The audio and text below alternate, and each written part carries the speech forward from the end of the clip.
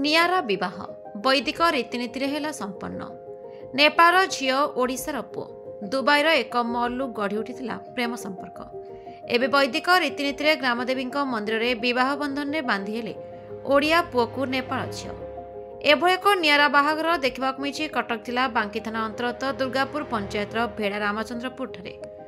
गाँवर ग्रामदेवी मंदिर ठारे वैदिक रीतिनीति उभय परिवार सहमति विवाह कार्य स्थानीय सरपंच प्रतिनिधि ललित कुमार महापात्र समेत बंधु बांधव एवं ग्रामवासी उपस्थित होता संपन्न।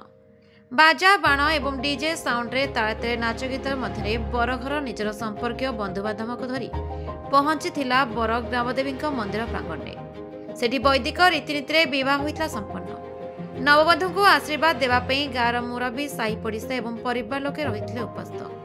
एभଳି एक नियारा विवाह देखा ग्रामदेवी मंदिर में लगी भीड़। सूचना अनुजाई भेड़ा रामचंद्रपुर गाँवर कामदेव गोछी पुओ राकेश कुमार गोछी काम करने को दुबई जाते सेठे ड्राइवर भाव कार्यरत रही। यार भितर मल्ले देखा होते नेपाल झील जगतमाया। से प्रथम देखा उभय मध्य गढ़ी उठिथिला प्रथम संपर्क प्रेम संपर्क। एबे प्रेम संपर्क उभय परिवार सहमति भेड़ा रामचंद्रपुर ग्रामदेवी मंदिर ठारे विवाह बंधन में बांधि होइछथि। जय जगन्नाथ। मु राकेश कुमार गोछी कटक जिला बांकी। मो घर भेड़ा रामचंद्रपुर दुर्गापुर हाईस्कूल। तो मु 2 वर्ष है 2-3 वर्ष मु दुबई काम करी। तो सेठी मोर गोटे झील जाती भल पाई होता। तो तांकर नेपाल। तो आम 2 जन जगह अंडरस्टैंडिंग भल रहा।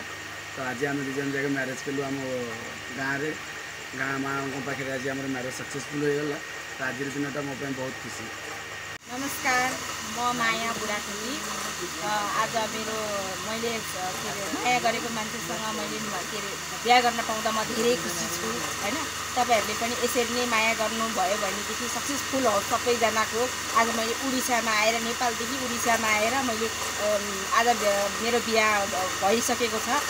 यो सबैलाई जानकारी गराउन चाहन्छु र मैले जस्तो सबैले माया गरेर सबैजनाको सक्सेसफुल होस्। ल धेरै धेरै सबैलाई शुभकामना। जय जगन्नाथ।